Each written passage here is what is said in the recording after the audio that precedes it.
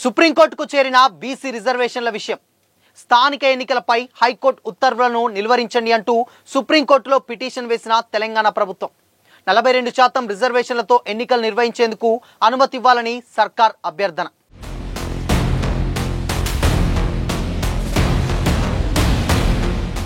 నమస్తే, welcome to Disha TV.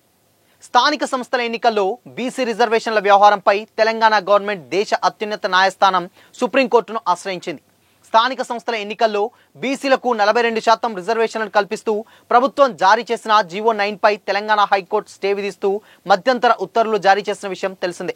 అయితే latest గా హైకోర్టు తీర్పును సవాల్ చేస్తూ రేవంత్ సర్కార్ సుప్రీంకోర్టులో స్పెషల్ లీవ్ పిటిషన్ దాఖలు చేసింది. అయితే స్థానిక సంస్థల ఎన్నికల్లో బీసీలకు 42% రిజర్వేషన్లను అమలు చేయడమే తమ ప్రభుత్వ లక్ష్యమని తెలంగాణ ప్రభుత్వం చెబుతోంది. కాగా బీసీ రిజర్వేషన్ల స్టే విధిస్తూ తెలంగాణ హైకోర్టు ఇచ్చిన మధ్యంతర ఉత్తర్వులకు సంబంధించిన ఆర్డర్ కాపీ అందిన వెంటనే కేబినెట్ మంత్రులు, న్యాయ నిపుణులతో సీఎం రేవంత్ రెడ్డి లోతుగా చర్చించి కేసులో సుప్రీంకోర్టును ఆశ్రయించాలని సీఎం రేవంత్ రెడ్డి నిర్ణయం తీసుకున్నారు. లేటెస్ట్ గా రాష్ట్ర ప్రభుత్వం దాఖలు చేసిన స్పెషల్ లీవ్ పిటిషన్ 2-3 రోజుల్లో విచారణకు వచ్చే అవకాశం ఉంది. కాగా రిజర్వేషన్లపై 50% పరిమితి విధిస్తున్నట్లు రాజ్యాంగంలో ఎక్కడా నిబంధనలు లేవని సుప్రీంకోర్టు చెప్పిందన్న ప్రభుత్వం తరపు లాయర్లు వాదిస్తున్నారు. ఇక పలు రాష్ట్రాల్లో రిజర్వేషన్ల అంశాలను కూడా స్పెషల్ లీవ్ పిటిషన్లో ఏజీ సుదర్శన్ రెడ్డి ప్రస్తావించినట్లుగా సమాచారం. తాము స్థానిక ఎన్నికల నిర్వహణతో ప్రక్రియలో జోక్యం చేసుకోలేదని హైకోర్టు స్పష్టం చేసింది. బీసీలకు 42% రిజర్వేషన్లు కల్పిస్తూ ప్రభుత్వం జారీ చేసిన ఉత్తర్వులను నిలిపివేశామని కోర్టు తెలిపింది.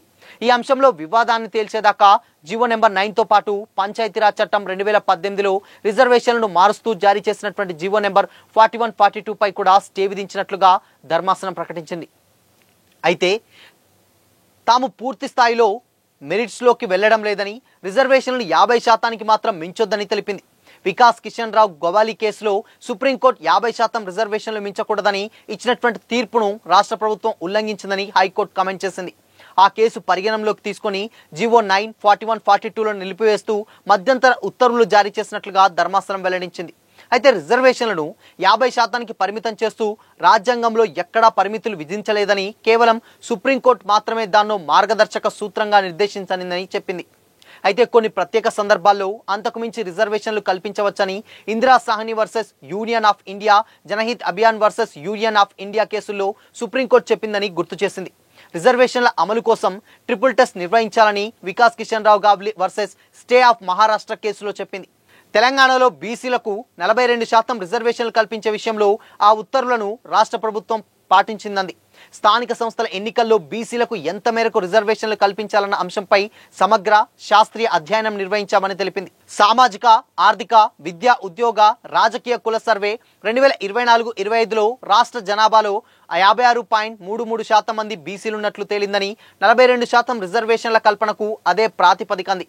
రాజ్యాంగంలోని ఆర్టికల్ 342A క్రింద దాఖలు చేసినటువంటి అధికారాలను అనుసరించి ప్రభుత్వం ఈ కసరత్తు చేసిందని, ఇలాంటి పనిని Rahul Ramesh Wagh versus state of Maharashtra కేసులో సుప్రీంకోర్టు సమర్థించింది. సమగ్ర కుల సర్వే తర్వాత తెలంగాణ ప్రభుత్వం రిటైర్డ్ ఐఏఎస్ అధికారి వెంకటేశ్వరరావు నేతృత్వంలో ఏకసభ్య కమిషన్ ఏర్పాటు చేసి ఆ సర్వే డేటాను విశ్లేషించింది.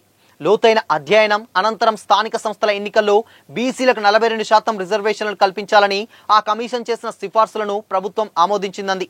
దాన్ని అనుసరించి తెలంగాణ బీసీ రిజర్వేషన్ల బిల్లు 2025ను శాసనసభ, శాసన మండలిలో గత మార్చి 17, 18 తేదీల్లో ఏకగ్రీవంగా ఆమోదించి గవర్నర్ ఆమోదం కోసం పంపామని సుప్రీంకోర్టుకు వివరించింది.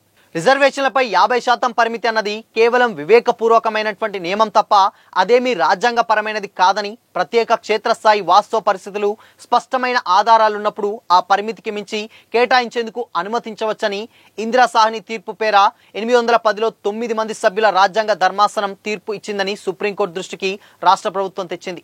50% అనేది సాధారణ నియమం అయినప్పటికీ దేశంలో వైవిధ్యం, ప్రజల భిన్నత్వాన్ని దృష్టిలో ఉంచుకొని వారసత్వంగా వచ్చినటువంటి కొన్ని అసాధారణ పరిస్థితులను విస్మరించకూడదని, మారుమూల ప్రాంతాలు, పల్లెల్లో నివసించేటువంటి ప్రజలు సాధారణ జనజీవన స్రవంతికి దూరంగా ఉంటారని, వారి పరిస్థితులను నేరుగా చూడాల్సిన అవసరం రావచ్చని సర్కార్ అందులో మెన్షన్ చేసింది. అటువంటి సందర్భాల్లో నియమాల్లో కొంత సడలింపు ఇవ్వాల్సినటువంటి అనివార్యత ఏర్పడనుందండి. అలాంటి సందర్భాల్లో అత్యంత అప్రమత్తతో వ్యవహరించాలని, దాన్నో ప్రత్యేక కేసుగా పరిగణించాలని ఆ తీర్పులో కోర్టు చెప్పిందని జనహిత్ అభియాన్ కేసు తీర్పులోని పేరా 172లోని అలాంటి అంశమే ఉందని గుర్తు చేసింది. వీటిని దృష్టిలో ఉంచుకొని జీవో జారీ అయిందంది. రిజర్వేషన్లకు సంబంధించినటువంటి బిల్లులను అసెంబ్లీ ఉభయ సభల్లో ఏకగ్రీవంగా ఆమోదించడం ద్వారా వ్యక్తమైనటువంటి ప్రజాభిప్రాయాన్ని దృష్టిలో ఉంచుకొని ఈ నిర్ణయం తీసుకున్నామని చెప్పింది. ఈ జీవోను నిలిపివేస్తూ హైకోర్టు జారీ చేసినటువంటి మధ్యంతర ఉత్తర్వులు అస్పష్టతను ఏర్పరిచాయని, ఒకవైపు జీవోపై స్టే విధించిన హైకోర్టు మరోవైపు ఎన్నికలపై స్టే విధించడంలో సమయం పాటించింది. దీంతో పాత రిజర్వేషన్ల ప్రకారం ఎన్నికలు నిర్వహించాల్సినటువంటి పరిస్థితి ఏర్పడిందని, అలా చేస్తే వెనుకబడినటువంటి తరగతుల వారికి సరిదిద్దలేని నష్టం జరుగుతుందంది. ఈ నేపథ్యంలోనే హైకోర్టు ఉత్తర్వులను నిలువరించి బీసీలకు 42% రిజర్వేషన్లతో ఎన్నికలు నిర్వహించుకోవచ్చనేది అనుమతి ఉంటుందని సుప్రీంకోర్టును రాష్ట్ర ప్రభుత్వం అభ్యర్థించింది.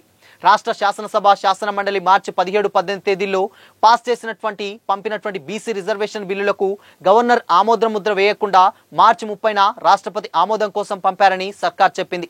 దానిపై కేంద్ర హోంశాఖ జూన్ 12న వివరణ కోరిందని, వారు అడిగినటువంటి అన్ని ప్రశ్నలకు ప్రభుత్వం జూలై 22న సమాధానాలు పంపిందని, అయినప్పటికీ ఆ బిల్లును వెనక్కు పంపడం గానీ ఆమోదించడం గానీ చేయలేదంది.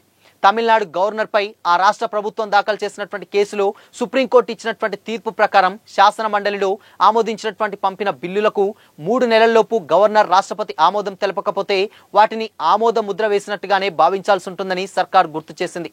ఈ విషయం పరిగణనలోకి తీసుకోకుండా బీసీ రిజర్వేషన్లపై స్టే ఇవ్వడం సరికాదని ప్రభుత్వం పిటిషన్లో చెప్పుకొచ్చింది.